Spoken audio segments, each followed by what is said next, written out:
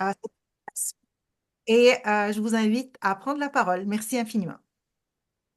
Merci beaucoup, Nisrine. Bonjour à toutes et à tous. J'espère que votre matinée se déroule bien.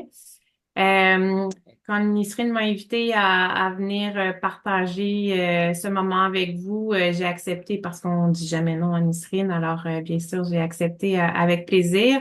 Puis le sujet proposé était sur les transformations du monde professionnel et le leadership inclusif. Euh, Puis, vous savez, j'ai pas la prétention, en fait, de vous faire une classe de maître sur ce que c'est le leadership inclusif, ni aussi de vous dire de façon exhaustive toutes les transformations qui se passent présentement dans le milieu du travail. En fait, j'ai eu le goût de à la fois vous partager certaines données, certains constats qui ont fait du côté de l'ordre sur les transformations, puis de vous partager bien humblement quelques éléments qui, pour moi, sont importants dans cette notion de leadership ou de leadership inclusif. Donc c'est vraiment sans prétention parce que je vais être le plus pragmatique possible, puis je suis pas l'experte, la référence matière en leadership inclusif.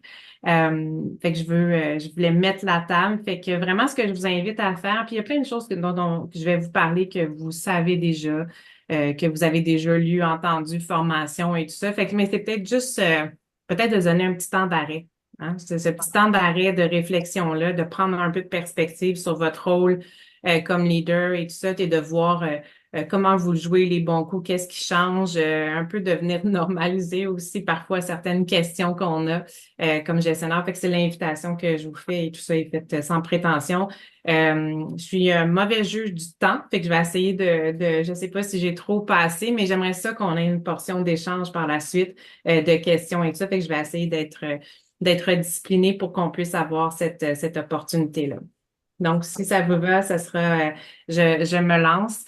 Euh, voilà. J'avais le goût de commencer par, euh, est-ce que vous voyez la diapo? Ah, c'est bon. J'avais le goût de vous commencer avec un texte que ça fait quelques années que j'ai croisé, mais je voulais vous le partager. En fait, et c'est un texte qui date vraiment beaucoup. Je vais vous le lire. C'était le PDG de Procter Gamble dans les années 80. Il disait que être un leader, c'est vraiment très, très facile. Et voici un peu ce qu'il disait. Alors, pour être leader, il faut simplement être visionnaire, être inspirant, identifier les problèmes, les prioriser. Il faut écouter, il faut déléguer, il faut respecter les gens, il faut être empathique, il faut être perceptif, c'est être un bon coach, il faut avoir confiance aux autres et en soi, avoir une fibre entrepreneuriale, une fibre démocratique, une fibre directive et décisive quand la situation l'exige, être pédagogue, ouvert d'esprit, pas trop politique, capable de se laisser influencer, ne pas avoir trop d'ego, ni trop géré par le haut en pensant à son prochain poste, être stratégique, être une personne de principe, être pragmatique, être équilibré entre la forme et la substance, être objectif et réaliste, être intègre, innovant, passionné et animé par les défis, axé sur l'action, patient avec les gens et impatient pour les résultats, posséder une conviction que tout peut être amélioré, bien communiquer, réfléchir, compatir et agir. C'est facile, hein? Fait que j'ai pas juste à la lire, je trouve ça insufflant. Ça m'a toujours fait sourire, cette liste-là, parce elle est bien sûr très, très longue. Puis en fait, on est à ce moment-là dans les années 80, au moment où il écrit cette petite liste facile-là pour être un leader. C'est tout simple comme recette. Et bien sûr, depuis ce temps-là, ben, le monde du travail s'est complexifié. Les relations entre les gens ont évolué. La société s'est transformée. Fait que probablement que si on voulait faire cette liste-là qu'il a fait dans les années 80, on devrait rajouter plusieurs éléments. Alors, juste un petit clin d'œil, bien sûr, c'est un peu utopique, sa liste, là, mais je voulais commencer par ça. Et justement, ben, depuis ce temps-là, ben, il y a eu beaucoup de transformations des milieux de travail. Vous en connaissez plusieurs. Je mets la lumière sur certaines, puis en même temps, ça va me permettre de de partager certaines données, puis vous saurez me dire peut-être en fin de discussion comment ça vient vous impacter aussi de votre côté. Bien sûr, il y a eu nos deux P, la pandémie et la pénurie. Euh, donc, la pénurie est venue changer, on l'a observé, la dynamique un peu de pouvoir, relation entre les employés et leur employeur. Est-ce que c'est négatif? Je pense pas, mais en fait, peut-être que c'est le contraire. Mais cette dynamique de pouvoir-là, où on sentait que, étant donné qu'il y avait la pénurie, les employés avaient plus d'influence, plus de capacité de négocier. Il y a des organisations qui ont changé leurs pratiques. Présentement, je ne sais pas si vous le vivez, mais on sent un petit peu un relâchement, c'est-à-dire qu'on sent moins la pression de la pénurie. C'est les constats qu'on fait dans les organisations. Le taux de chômage a légèrement augmenté au Québec, c'est léger, un petit peu plus dans le reste du Canada. Donc, un petit peu une petite accalmie, mais c'est pas vrai que la pénurie a disparu. Et j'ai l'impression que dans le discours ambiant, un peu, si on a l'impression que c'est terminé, il y a quand même des économistes que j'admire beaucoup qui ont dit, ben c'est terminé la pénurie. Moi, je dis, ben faisons attention, momentanément, peut-être qu'il y a moins d'essoufflement ou c'est moins délicat, mais quand même, les experts nous avaient prédit qu'on était là-dedans pendant de très, très nombreuses années encore, jusqu'en 2035 probablement, juste pour des questions démographiques. Donc, c'est sûr que c'est venu changer la donne. Vous avez fait plein d'observations pendant la pandémie. Je pense qu'une des observations qu'on a faites comme ordre, on a fait différents travaux, c'est vraiment la relation différente avec le travail qu'on retrouve chez les gens. Donc, plusieurs se sont questionnés sur ce qu'ils voulaient faire ou voulaient plus faire. Comment ils voulaient le faire, de quelle façon et tout ça. Donc, bien sûr, ça vient teinter de beaucoup comment on intervient comme leader dans une organisation. La santé psychologique, on en parlait avant la pandémie, on en a beaucoup parlé pendant la pandémie, puis il y a quelque chose de bien qu'on en parle, c'est un peu moins tabou dans les organisations, donc c'est une bonne chose d'un certain côté, mais quand même les chiffres sont accablants. Il y a à peu près 10 ans, le tiers des absences pour maladie étaient liées à la santé psychologique. Plusieurs experts sont d'accord qu'on va atteindre bientôt la moitié des absences qui sont reliées à des enjeux de santé psychologique dans les organisations. Donc, une grande préoccupation et aussi un cadre normatif qui a changé. Donc, pendant la pandémie, on a vu la loi sur la santé et sécurité être amendée et exiger de vous que vous regardiez les risques psychosociaux dans vos organisations. Et vraiment, la notion de risques psychosociaux, elle est large et tant mieux. Donc, au début, on s'est dit, est-ce que le gouvernement va se limiter à des enjeux de violence et des enjeux de harcèlement, des enjeux de choc post-traumatique face à des événements criants. Mais vraiment, c'est une définition plus large des risques psychosociaux et que ça touche et ça impacte tout ce qui est la charge de travail et la reconnaissance. Donc, vraiment, toutes les pratiques de gestion dans vos organisations. Donc, à quelque part, bien sûr, comme professionnel en ressources humaines, vous en doutez très bien que j'accueille ça de façon favorable, qu'on se dise, ben maintenant, les organisations doivent non seulement regarder le risque physique et le risque de sécurité, mais aussi les risques psychosociaux et avoir un plan d'action pour les adresser. Donc, des mesures intéressantes. Encore faut-il prendre les bons moyens d'action. Je pense que c'est bien d'avoir des cours de yoga en présentiel ou à distance le mardi midi, mais c'est pas ça qui adresse ou qui réduit la détresse psychologique dans les organisations. Donc vraiment, la recherche l'a démontré, c'est vraiment les pratiques de gestion. Autre élément, je pense, de transformation, je n'ai jamais vu autant de postes créés liés à l'équité, la diversité, l'inclusion, d'efforts, d'initiatives, de programmes, de politiques liés à l'équité, la diversité, l'inclusion. Il y a depuis quelques mois, je vous dirais, une espèce de mouvement qui monte là, sur pas en opposition, mais il y a comme beaucoup, il y a une certaine controverse présentement. Mais je pense qu'encore une fois, comme professionnel en ressources humaines, finalement, en fait, ça fait 20 ans que les gens dans les ressources humaines essaient d'amener des éléments sur l'équité, la diversité, l'inclusion. Probablement que dans votre travail aussi, c'est quelque chose d'important. Mais finalement, on a cette attention-là pour venir changer les pratiques, la donne. Mais c'est un sujet c'est un sujet qui est pas simple, c'est un sujet qui est délicat, c'est un sujet pour lequel parfois les organisations, les gestionnaires, les leaders n'osent pas faire avancer parce qu'ils ont craint de faire des mauvais pas. C'est un sujet pour lequel Au niveau des experts, on n'a pas toute une ligne directrice commune. Alors, c'est difficile, les experts s'entendent pas. Fait que l'idée, c'est de continuer à faire bouger l'aiguille au niveau de l'équité, la diversité et l'inclusion dont on parle trop peu, mais qui, justement, sera le sujet un peu de la deuxième partie, ce leadership inclusif-là. Et bien sûr, le plus grand leg de la pandémie, c'est le télétravail. Je sais que vous avez dû en entendre parler abondamment. Je ne sais pas de quoi, quelle a été votre perspective comme organisation, mais je voulais vous amener quelques données. Donc, le modèle le plus prévalent présentement est celui du 2 ou 3 jours par semaine de présence requise au bureau. Donc, c'est le modèle qui prévaut. C'est pas clair encore, c'est 3 ou 2 ou 3 qui est le plus prévalent, là, ça dépendant des sondages, des statistiques. Euh, donc, euh, donc, si c'est votre modèle, ben, sachez que c'est le modèle le plus populaire. Euh, du côté de l'ordre, ce qu'on a essayé d'influencer les organisations, c'est de prendre l'opportunité de regarder les décisions du télétravail post-pandémie comme une opportunité de revoir l'organisation du travail plutôt que strictement comme une politique de flexibilité.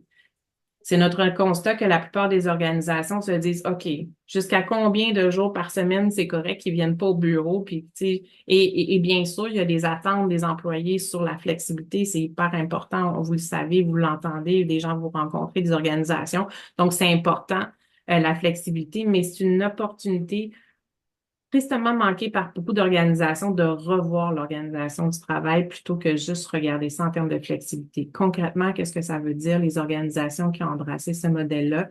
C'est que plutôt que de dire, il faut que tu viennes 1 fois, 2 fois, 3 fois, 4 fois par semaine, ben, on va revoir les tâches ou les activités qui ont une valeur ajoutée à être faites en personne.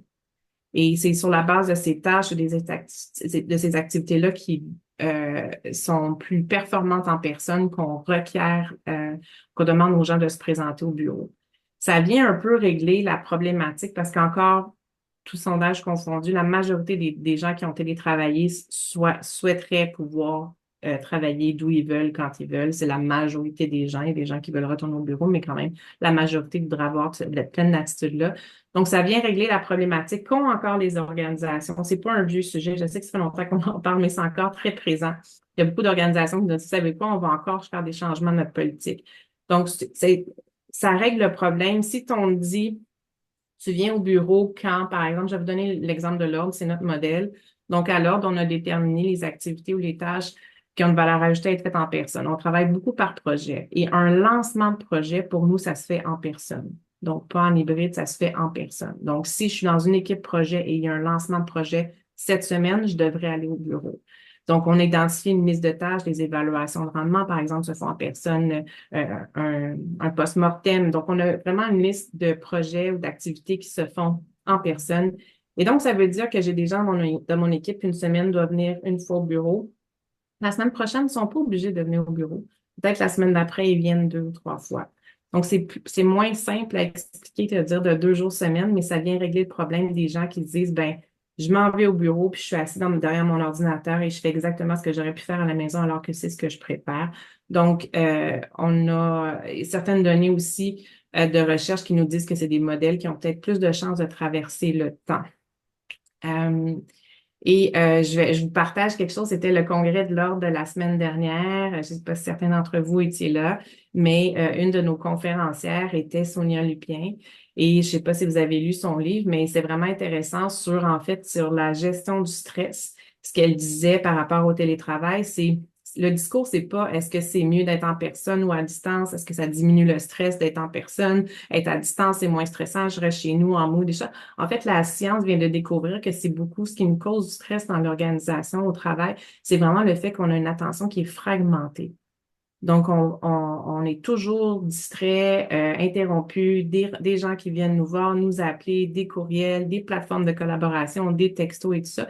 Et c'est le fait qu'on fragmente notre attention qui nous cause un stress lié à la charge de travail. Fait que je vous le partage, je trouvais ça fort intéressant. J'avais pas lu son livre, je me suis promis de le faire. Donc, pour dire, est-ce qu'il y aurait moyen en réfléchissant à l'organisation du travail, donc moi je vous disais, c'est selon les tâches et les activités, et pourquoi pas aller ce bout-là de plus, puis de dire qu'il y a vraiment du temps qu'on préserve des moments, ce qu'on appelle le deep work, donc vraiment l'attention soutenue, où on se dit, par exemple, tous les mercredis matin, il n'y a pas de courriel, il n'y a pas de message sur les plateformes de collaboration, il n'y a pas, à moins que ça brûle. Donc, pour vraiment laisser les gens de nos équipes se concentrer, je vous lance l'invitation, la réflexion. C'est pas simple à réaliser. Bien sûr, dans cette transformation-là du télétravail, qui est un leg un peu périn, là, selon nous, de la pandémie, ben, il y a la préoccupation qui est quand même légitime sur l'intégration et la formation des jeunes. Euh, donc, ce souci-là de former les jeunes qui joignent l'organisation, qui arrivent sur le marché du travail, vous en rencontrez beaucoup. Donc, comment on s'assure que même si on est à distance, même si on est dans un modèle hybride, on s'assure de bien les encadrer. Moi, je suis de l'opinion qu'on peut très bien le faire, mais il faut y donner une attention soutenue. Donc, le petit clin d'œil au télétravail. Et je vous partage brièvement l'étude du Cyrano, donc une étude québécoise qui, depuis 2020, donc c'est vraiment une étude longitudinale, qui sont allés voir la réalité des télétravailleurs. Et donc, presque, les chiffres sont très élevés. Le 94% des gens préféraient travailler à distance. Les travailleurs estiment en faire autant, sinon plus qu'avant. Leurs gestionnaires aussi sont assez convaincus dans une moindre marge du fait qu'ils travaillent autant ou plus qu'avant. Donc, mais quand même, les chiffres sont éloquents. Mais là où je veux vous amener, surtout sur le deuxième, c'est donc ça fait 3 fois qu'ils vont prendre le pouls donc depuis les dernières années. Donc, l'engagement envers le travail, l'engagement affectif envers l'organisation, l'engagement moral, ces gens-là, donc les gens qui sont le plus mobilisés, satisfaits, se sentent le plus soutenus, ce sont les gens qui travaillent 4 ou 5 jours par semaine à distance. Et c'est vraiment contre-intuitif comme données, mais ce sont des études sérieuses. Donc, je voulais vous la partager. Je la trouve pas mal fascinante parce que souvent, l'argument des organisations qui ont ramené les gens au bureau à temps complet ou à 4 jours semaine, c'est de dire, ben, on veut qu'il y ait un sentiment d'appartenance, on veut faire vivre notre culture, on veut qu'ils se sentent soutenus par l'organisation. Ben, les gens qui se sentent le moins soutenus par leur organisation, c'est ceux qui travaillent 100% en présentiel. Je sais qu'il y a d'autres données, mais celles-ci, c'est des recherches là, faites par des chercheurs CRHA, québécois. Donc, un autre élément, l'intelligence artificielle, bien sûr, ça fait partie, je pense qu'à chaque jour, vous avez trouvé une autre étude, un sondage sur l'intelligence artificielle, fait qu'il y aurait tant de choses à dire sur ce sujet-là. Certains, et c'est au cœur, et c'est d'être probablement plus proche que moi là, de ce genre de sujet-là, comment ça va transformer les emplois, est-ce que ça vient enlever certaines tâches redondantes? Est-ce que ça vient complètement mettre de côté certains emplois? Est-ce que ça change votre travail, l'intelligence artificielle? Donc, toutes les professions sont en train de se questionner à quel point ça va venir les, euh, les impacter. Les gens de RH, de notre côté, on s'est dit, ah, ben nous, on travaille avec l'humain, fait qu'on est un peu à l'abri de ça. C'est pas tout à fait faux, mais c'est pas tout à fait vrai non plus, où on voit déjà de l'IA venir faire une portion du travail des gens de ressources humaines. C'est probablement vrai aussi dans votre réalité. C'est très vrai chez les comptables. Toutes les technologies viennent complètement bouleverser les professions. Fait que l'idée, c'est d'être le plus lucide possible par rapport à ça et de pas penser que ça va s'en aller. Mais les données que je vous mets, c'est un sondage que l'Ordre a fait. En fait, on a demandé aux organisations en 2022 est-ce qu'il y avait intégré des technologies de l'IA dans leur organisation? Puis 30% nous ont dit oui, on l'a fait ou on va le faire d'ici 2 ans. 2 ans plus tard, 60% nous ont dit oui, on l'a fait ou on compte le faire d'ici 2 ans. Donc, ça va vite. Tu sais, quand on dit la cadence, ça va vite l'implantation. Mais il y a 2 ans, quand on pensait à ce sondage-là, on montait et tout ça, on n'a jamais pensé en fait on n'avait pas anticipé que l'IA elle arriverait dans toutes les organisations, et non pas par l'organisation qui l'implante, mais par les gens qui l'utilisent. Donc, le 76%, donc dans le monde professionnel, donc le profil plus professionnel, 76%, donc probablement dans vos équipes, 76% de vos employés probablement l'utilisent déjà, l'IA générative, les chats GPT ou les copilotes de ce monde, ils l'utilisent déjà. Puis, on a demandé aux organisations, ben justement, cette IA-là qui est arrivée par vos employés, est-ce que vous l'encadrez? Seulement 9% des organisations nous ont dit, oui, savez-vous, on l'a encadré, cette utilisation-là. Donc, c'est quand même très peu par rapport à la haute utilisation par les employés. Donc, je ne sais pas si c'est un phénomène que vous vivez. Nous, clairement, on a fait le même sondage sur ceux qui l'utilisaient. Tout près de 80%, effectivement, nos employés avaient déjà utilisé l'IA générative pour leur travail. Donc, on établit à peu près 7 ou 8 principes, là, je me souviens pas exactement, donc des principes d'utilisation, parce que l'idée de dire, ben, si tu ne peux pas l'utiliser, ça n'a pas de sens, il y a trop de risques, ben, je pense que c'est un petit peu se mettre la tête dans le sable. Puis, il y a plein de bons côtés à l'IA générative, mais il faut l'encadrer, notamment sur la sécurité de l'information dont on abreuve l'IA.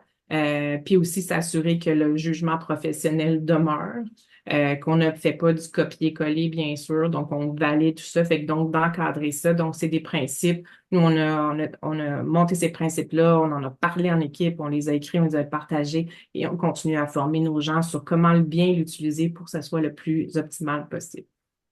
Donc, 1000 choses qu'on pourrait dire sur l'IA, mais je serais curieuse de voir comment ça vient transformer déjà vos organisations ou le type de service que vous offrez. La génération Z, incessamment, va dépasser les boomers sur le marché du travail. Donc, les millénarios, c'est toujours le groupe le plus prévalent, mais quand même la génération Z là, qui dépasse les boomers. Euh, Vous savez, j'ai toujours un peu de problème quand on me demande de faire tu sais, c'est quoi la différence sur les générations et tout ça. Bien sûr, il y a de la différence entre les générations, mais il y a quand même la science nous dit que par rapport à leurs attentes face à l'employeur, il n'y a pas de distinction entre les générations. Fait que ça, c'est intéressant. Donc, par rapport aux attentes envers l'employeur, il n'y a pas de distinction chez les générations, mais bien sûr, la nouvelle génération porte un peu l'évolution de la société sur leurs valeurs. Donc, sans surprise, ils sont vraiment en quête de sens au travail, moins en quête de stabilité, de sécurité et d'emploi. Donc, vraiment la quête de sens. La grande importance pour eux de l'engagement social et du développement durable auprès de leurs employeurs. Ils ont un besoin de flexibilité très grand. Ils acceptent davantage d'emblée qu'il y ait un flou entre leur vie personnelle, leur vie professionnelle, mais ils s'attendent à ça comme norme. Bien sûr, si le type de travail qu'ils font le permet beaucoup à la recherche d'authenticité et de transparence chez leur gestionnaire. Fait que pourquoi ça vient transformer? Bien sûr, ça vient transformer et influencer les milieux de travail. Donc, savoir s'y adapter comme leader d'une organisation. J'ai un petit aspect un petit peu plus peut-être technique, mais j'avais le goût de vous le partager. La transparence salariale. Je pense que dans les transformations à venir, j'ai pas la prétention d'avoir une boule de cristal et j'ai pas de scoop à vous donner. Mais sachez que dans 5 provinces canadiennes, il y a eu une législation qui oblige les employeurs à afficher leurs échelles de salaire. Donc, je pense que ça va venir changer la donne. Ici, on a vu il y a quelques années Indeed qui a dit, ben, affichez votre salaire, sinon nous, on va le deviner, on va l'estimer, puis vous allez peut-être pas être content de l'estimer qu'on va faire. Fait qu'ils ont mis un peu de la pression. Il n'y a pas même avec les gens qui on parle au niveau du gouvernement québécois, pour l'instant, il n'y a pas de projet de loi, où il n'y a pas d'intérêt nécessairement, mais pour nous, c'est une question de temps, là, ça va s'en venir.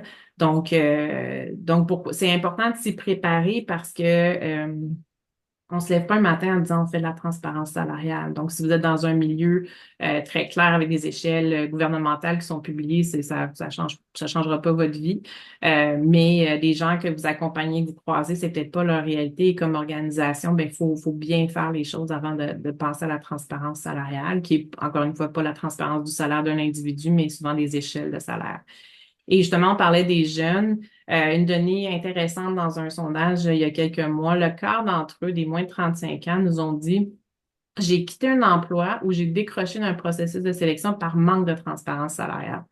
Et ça, c'est quand même une donnée. Sur le processus de sélection, je peux plus le comprendre, mais que des gens qui nous ont dit, j'ai quitté un poste parce qu'il y avait peu de transparence salariale dans mon organisation. Ça vous dit à quel point c'est important dans leurs valeurs, puis ça va venir influencer un peu la donne ou transformer nos milieux de travail.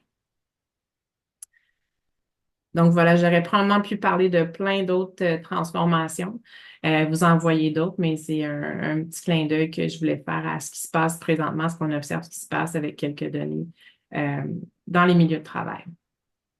Donc, leadership inclusif, je vous le disais d'entrée de jeu, c'est la demande que Nisrine m'a fait et Et en fait, je suis bien sûr, je suis allée lire beaucoup, puis il n'y a pas nécessairement de consensus absolu sur ce que c'est un leader inclusif, hein.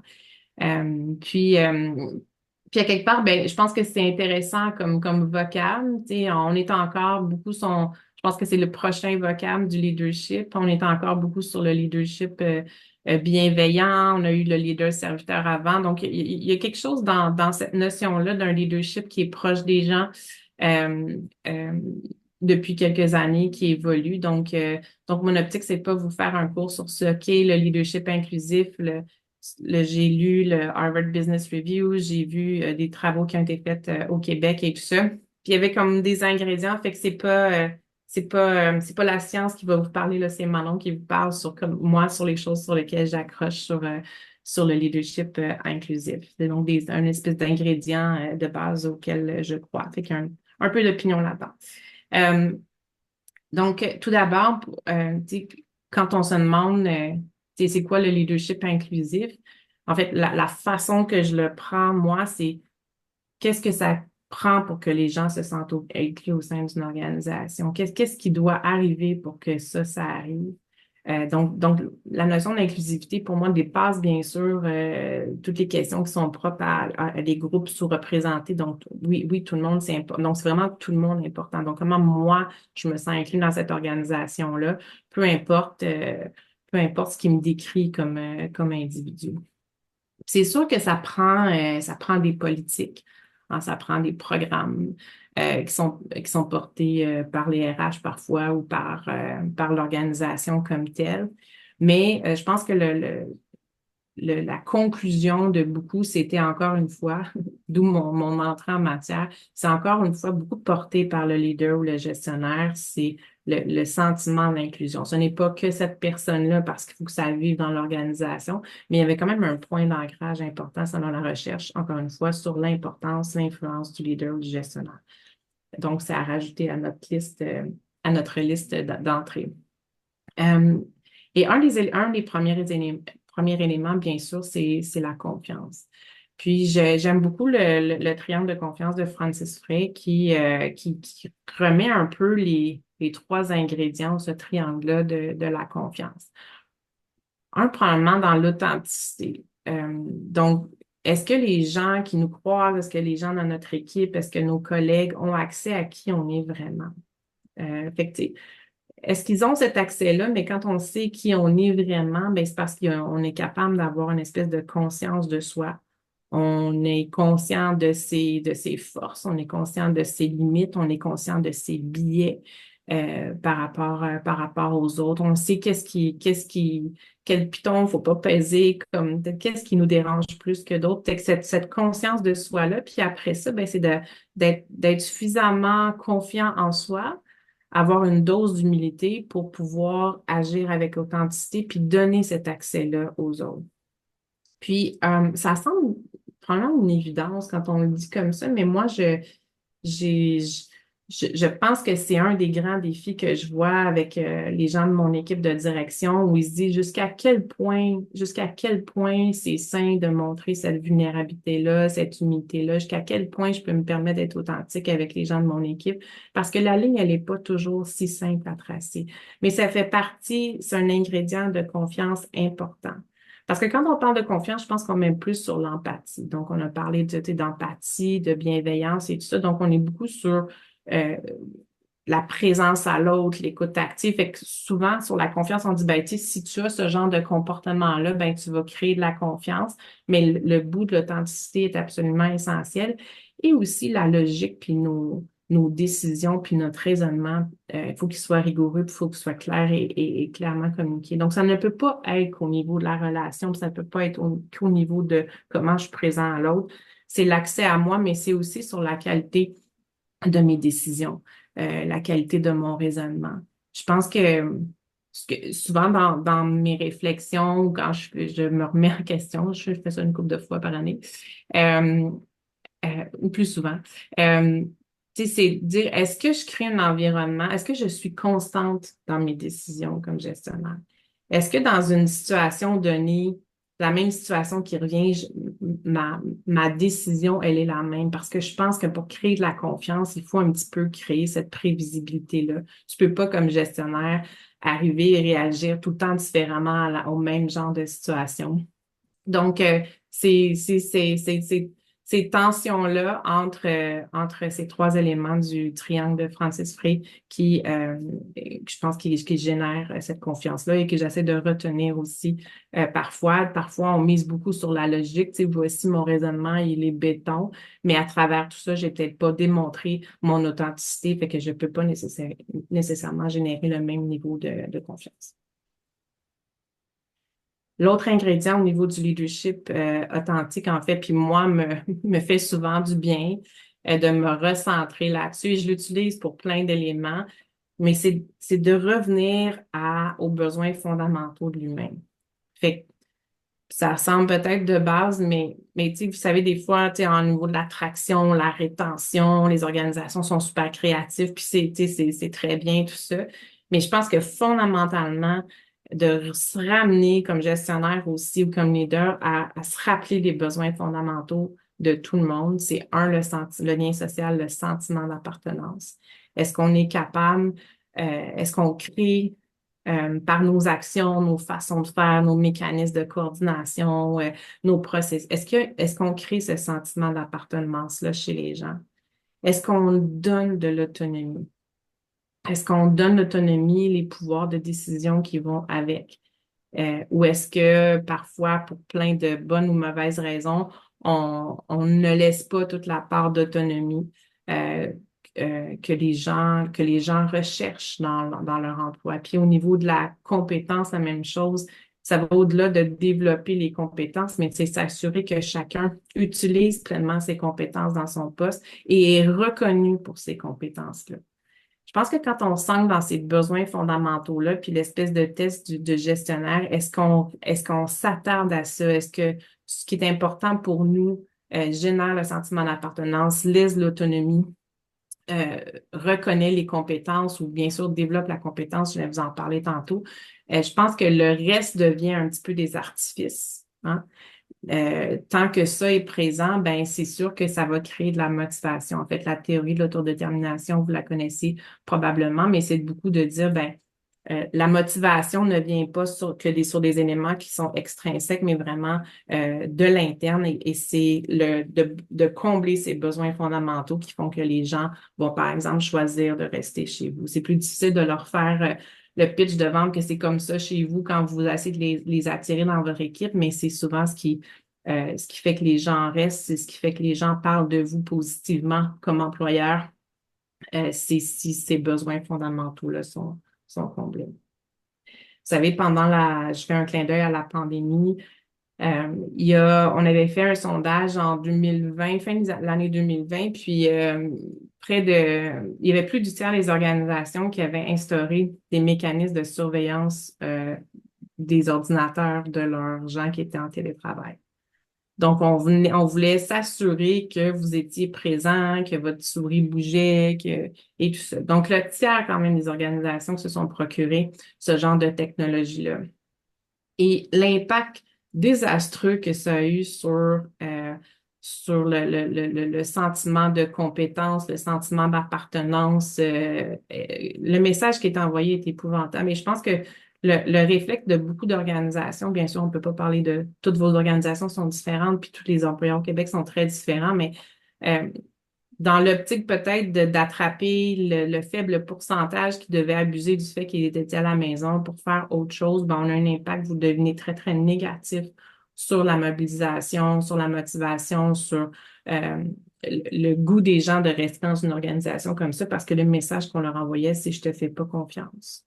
Je te fais pas confiance, alors que 95% probablement des gens qui se lèvent le matin veulent bien faire. Donc, encore une fois, ça semble peut-être des évidences, mais il y a des gestes qu'on pose qui portent atteinte à ces besoins fondamentaux-là. Puis il faut se demander, est-ce qu'on le fait de façon marginale ou est-ce qu'on le fait vraiment pour la majorité de nos employés? La collaboration. Donc, bien sûr, dans tout ce que j'ai lu sur le leadership inclusif, bien sûr, la collaboration est les noyaux clés D'ailleurs, ce qui est intéressant, c'est dans tous les référentiels de compétences du futur. Moi, ça m'a vraiment intriguée il y a quelques années. On avait fait un espèce de survol de fameux références ici, ailleurs, en Europe, aux États-Unis, peu importe, dans les pays scandinaves, en Australie. Donc, tous les référentiels de compétences du futur. Puis moi, je pensais voir des affaires très, très techno et tout ça. Mais en fait, non. En fait, tous les gens, tous les experts te disent qu'on s'en va d'autant, encore plus que maintenant dans des contextes de haute collaboration entre les humains pour réaliser l'ensemble des tâches. Donc, ces fameuses compétences du futur, oui, la capacité de gérer l'information qui arrive à travers euh, toute la technologie, une certaine base de littératie numérique, mais à part de ça, c'est juste des compétences de collaboration. Ce n'est que ça. Pour pouvoir survivre dans cette nouvelle ère du travail. Donc, l'importance de la collaboration dans un leadership inclusif, l'importance du but commun. Euh, Beaucoup d'organisations, vous savez, là, tu sais, en bonne professionnelle en ressources humaines, tu sais, c'est quoi les objectifs en haut, puis on fait la cascade, puis tout ça, tout le monde, il y a de la cohérence dans les objectifs de tout le monde, mais je pense que le but commun est parfois simple dans certaines organisations, parfois moins simple. Donc, avant de collaborer, il faut savoir ce vers quoi on collabore. Euh, j'ai une bonne amie qui travaille dans le milieu hôtelier, puis elle me rappelait, tu sais, elle me parlait de sa plus belle expérience de travail à vie, et elle me parlait de cette fois-là où elle travaillait pour un hôtel, c'était un hôtel 4 étoiles. Il voulait absolument avoir la 5e étoile. Donc, il voulait devenir un hôtel 5 étoiles. Mais pour ça, ça passait, bien sûr, il y avait des services, il y avait la qualité des infra. En fait, ça concernait l'ensemble de l'équipe. C'est à la fois sur les services, les infrastructures, les équipements, la vente et tout ça, l'expérience et tout ça. Donc, ils voulaient avoir leur 5e étoile. Fait que c'était leur but commun. Puis ça avait été l'expérience la plus motivante qu'elle avait eue au niveau du travail. Pendant de nombreuses années, quand je suis arrivée à Londres, en fait, notre but commun, c'était d'atteindre le 10 000 CRHS CRIA. C'était vraiment, écoute, c'était partout, là. On avait ça affiché dans la cuisine, puis tout le monde en parlait. Tout ça, c'était notre 5e étoile à nous. Fait que, tu sais, c'est quoi votre 5e étoile à vous dans vos organisations? La question à se poser, tu sais, on a beau avoir des objectifs individuels, des objectifs de département, mais est-ce qu'il y a un but commun? Parce que ça aide beaucoup, bien sûr, à la collaboration.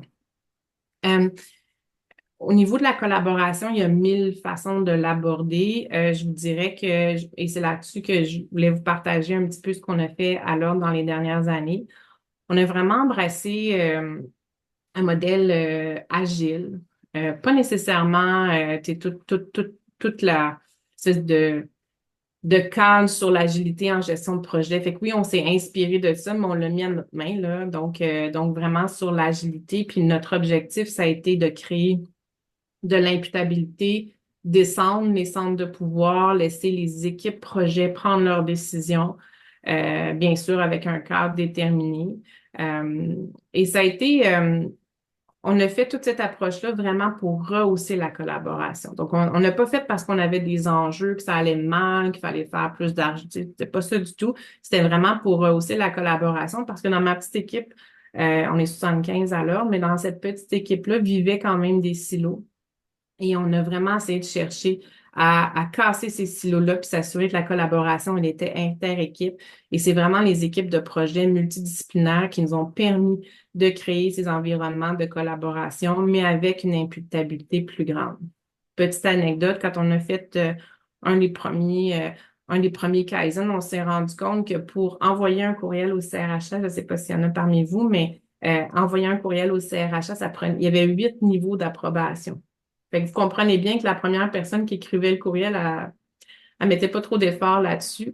Donc, vraiment, en termes de générer un esprit de collaboration, il faut aussi générer de l'imputabilité et de créer des équipes multidisciplinaires. Pour nous, ça a été une très belle façon. On a mesuré ça. Donc, nos employés nous avaient dit, la collaboration dans mon équipe, ça va. La collaboration inter-équipe, pas toujours. Et c'est ce qu'on a mesuré au fil du temps. Et aujourd'hui, ça va très, très bien. Pour créer quand on a un leadership inclusif puis s'assurer qu'on a une organisation inclusive, ben c'est sûr que vous en doutez bien, puis je vais vous en parler plus de développement des compétences, mais l'idée, c'est de l'apprentissage en continu. Et ça fait 20 ans que ça existe en ressources humaines, le concept, tu sais, des organisations apprenantes et tout ça. Moi, j'ai pas encore rencontré d'organisation qui le faisait vraiment. Je pense que c'est un vœu pieux pour beaucoup, mais celles qui ont testé ou qui ont mis en application certains des éléments de l'apprentissage en continu, ben, ça crée justement des environnements où on a le droit à l'erreur, qu'on peut tester des choses, qu'on peut innover, que la formation, c'est pas quelque chose de plus qu'on fait, mais c'est quelque chose qu'on intègre à nos processus normaux de travail. Donc, nous, on s'est mis en marche pour essayer d'atteindre cette espèce d'idéal, là, je pense, d'une organisation apprenante. On fait des faux pas, ça c'est clair. Mais encore une fois, l'idée, c'est de nourrir la collaboration, nourrir l'apprentissage, nourrir un environnement où c'est correct de dire je le sais pas, où je me suis cassé la gueule. Quand on a implanté notre approche agile, en fait, à toutes les semaines, on avait une vidéo d'employés qui nous partageaient leurs bons coups, mais aussi comment ils se sont cassés la gueule pour vrai, parce qu'ils ont essayé quelque chose puis ça n'a vraiment pas fonctionné. Mais pour ça, il faut bien sûr nourrir un esprit de collaboration puis d'ouverture dans notre organisation. Sécurité psychologique, j'ai fait un clin d'œil. Euh, il y a des risques liés à une culture hyper collaborative.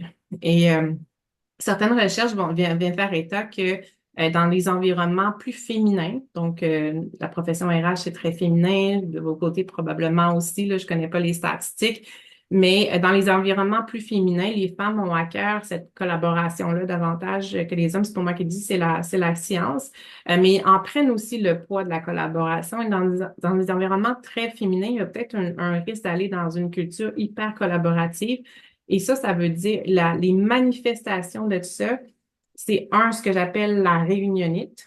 Et la pandémie n'a pas aidé, le télétravail n'aide pas au nombre de réunions qu'il y a dans les organisations. Fait que c'est juste peut-être d'être vigilant. Moi, je me suis posé la question, je trouve qu'on a souvent trop de rencontres où on prend une décision, où on a un projet, il y a beaucoup de gens autour de la table. Il y a quelque chose là-dedans avec ce que je vous disais de Sonia Lupien qui disait, ben, faut avoir le plus possible de temps concentré. Et si dans votre quotidien, je sais pas pour vous, mais moi, je passe ma journée en meeting, là, tout le temps, tout le temps, tout le temps. Est-ce qu'à un moment donné, c'est trop? Est-ce que c'est trop parce qu'on veut collaborer, on veut impliquer les gens, on veut que les gens se sentent concernés, on veut collaborer. Il y a un petit risque d'aller dans l'excès notamment dans les réunions aussi, vous vous rendez compte que pour une décision ou pour un peu d'information, il y a trop de monde dans une liste de distribution de courriel. Vous avez peut-être là certains petits symptômes que oui, c'est super, vous avez une culture collaborative, mais est-ce qu'elle est hyper collaborative et à ce moment-là, est-ce qu'elle est-ce qu'elle devient inefficace à cause de ça? Et est-ce que les femmes le portent davantage, cette volonté de collaborer-là? Est-ce qu'on leur met aussi une pression accrue au nom de cette collaboration-là? Donc, un autre ingrédient euh, auquel je pensais là, et que la littérature parle au niveau du leadership inclusif, bien sûr, cette collaboration. Développement des compétences. Euh, Moi, cette phrase-là, je l'aime. Je vais vous la laisser la lire.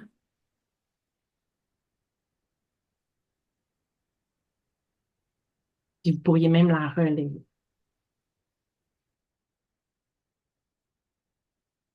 Je pense que cette phrase-là dit beaucoup sur l'importance de ces savoirs cumulés. Là, encore une fois, je vous révèle rien que vous savez pas, mais c'est juste d'en prendre la pleine mesure.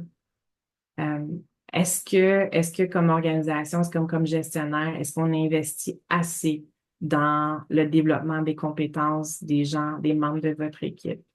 Parce que si on ne fait pas évoluer, ça vient définir le potentiel de votre organisation. Puis, euh, je le vois encore dans plein d'organisations où ça demeure un poste de dépense qu'on coupe rapidement, si moindrement c'est un peu serré.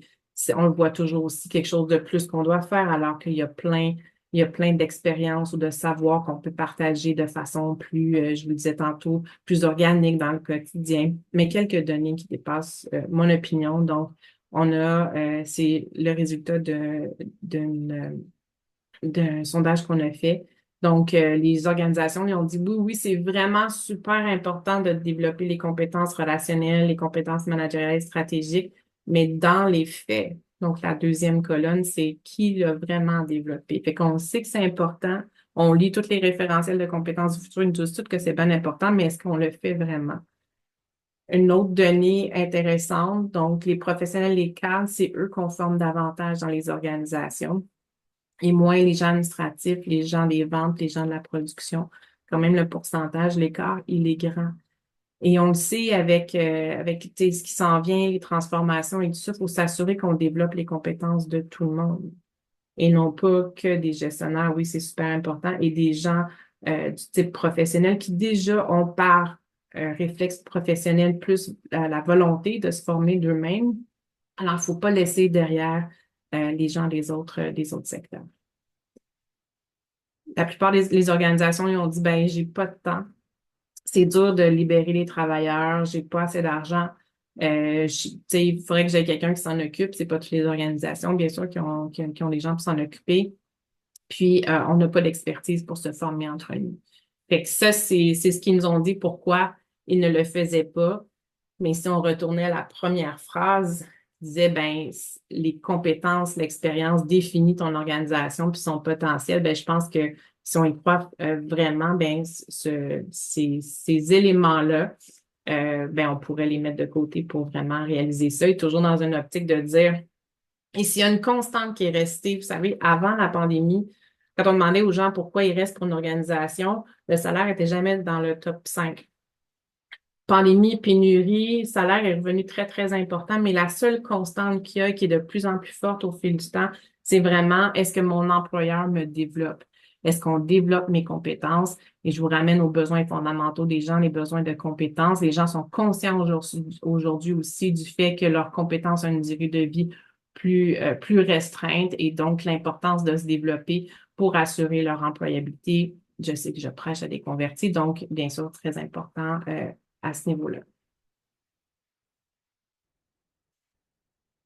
Je vais finir avec un petit clin d'œil. Je vous dis que c'était une partie de ce que moi je juge intéressant ou ce qui moi est important dans mon rôle de leadership, mais le leadership et son réseau, je vous vois ici, vous êtes une quarantaine, vous avez ce réseau-là. Je suis sûre que vous trouvez des façons d'optimiser l'accès à ce réseau-là, mais je pense que souvent dans un poste de gestionnaire ou de leadership, il y a certaines solitudes dont on parle, mais on peut en parler, mais rien faire, mais il faut faire quelque chose avec. Alors, je vous lance une idée, peut-être que ça existe déjà.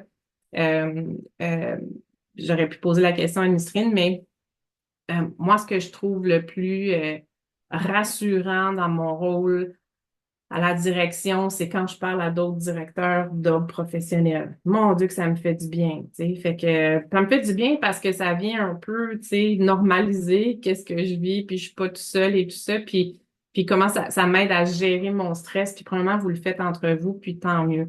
Mais l'instrument qui a été pour moi le plus portage ou le partage, c'est vraiment le co-développement. Alors, je ne sais pas si vous avez des groupes de co-développement auxquels vous participez. Vous en avez peut-être, moi, je vois Nistrine qui hoche là, de la tête. Donc, tant mieux parce que, donc, encore une fois, pour moi, ça venait normaliser, mais j'ai tellement appris de ce que les autres ont vécu. Souvent, dans ces groupes de co-développement, c'est des enjeux RH. Je me sens quand même assez solide là-dedans, mais quand même, j'apprends toujours.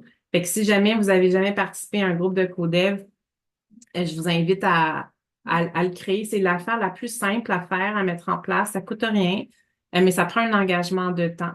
Il y a comme, et vous aurez ma présentation, puis il y a différents modèles de co-dev, mais je vous partage le modèle de deux CRHA, Nathalie Sabourin et France Lefebvre, qui pourraient aussi vous accompagner si vous voulez, là, mais je fais pas je fais pas de la publicité pour elles. Mais je voulais leur livre, je voulais vous partager leur recette finalement. Donc, un groupe de 5 à 7 personnes. Plus que ça, c'est un petit peu too much. Et à chaque session dans ce modèle-là de co-développement, il y a une personne qui joue le rôle de la cliente. Donc, vraiment, l'étape 1, on arrive en rencontre. Vous pouvez le faire en personne, vous pouvez le faire à distance. Donc, c'est très simple. La première portion, c'est vraiment l'exposé de la situation. Donc, la personne qui est cliente raconte un peu qu'est-ce qu'elle vit, c'est quoi son enjeu, puis pourquoi elle a amené ça. L'étape 2, c'est une période de questions. Donc, les autres autour de la table posent des questions de clarification, juste pour clarifier, pour comprendre, pas commencer à donner des conseils. Donc, généralement, juste pour clarifier. L'étape 3, on valide le mandat. Et là, c'est vraiment une étape très précieuse parce que la personne, cliente vient dire, moi, c'est ce que je veux, votre mandat, là, parce que vous êtes mes consultants pour la journée, votre mandat, c'est X. Mais après ça, chacune des personnes autour de la table euh, reformule le mandat selon sa compréhension. Et pour moi, c'est souvent le moment où on vient vraiment clarifier c'est quoi la vraie problématique. Fait que vraiment une étape importante. Étape 4, conseil, expérience partagée. La cliente ne parle pas pendant ce temps-là. Donc, la cliente n'a pas le droit de dire oui, mais non, mais non. Mais tu sais, bon, on peut répondre à une petite question de précision, là, mais l'idée, c'est de pas commenter pour vraiment laisser tout le monde partager leurs conseils, leur expérience. Étape 5, la personne fait son plan de match à la lumière de ce qu'elle a entendu pendant ce temps-là. À l'étape 6, les gens ont préparé l'étape 6, le partage des apprentissages. Alors, qu'est-ce que j'ai appris, moi, comme gestionnaire et tout ça. Donc, ça déborde peut-être le leadership inclusif, mais je crois fortement qu'il faut prendre soin de nous comme individus, il faut voir à notre développement, faut aller chercher la force du réseau que vous avez ou la force de, tu sais, de la contribution de collègues, des gens qui ont d'autres types d'expériences dans d'autres organisations. Puis, je voulais vous partager que pour moi, le plus beau vecteur de développement dans les dernières années, ça n'a pas été toutes les formations que j'ai assistées. Puis ça, bien sûr, c'est intéressant, c'est enrichissant, mais ça a vraiment été ce co-développement-là où je me sens soutenue. Puis ce groupe-là vit aussi entre les co-devs comme soutien à moi, comme leader. Donc voilà, c'était mon petit tour de roue sans